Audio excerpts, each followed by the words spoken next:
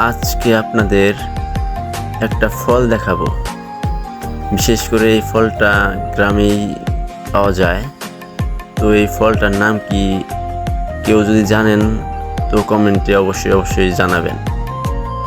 দেখুন, ভালো করে লক্ষ্য করুন যে এই ফলটা আসলে কি ফল।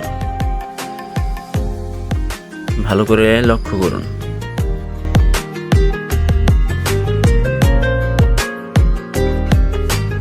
এই ফলের বিচিটা কিছুটা তালের আঠির মতো দেখতে।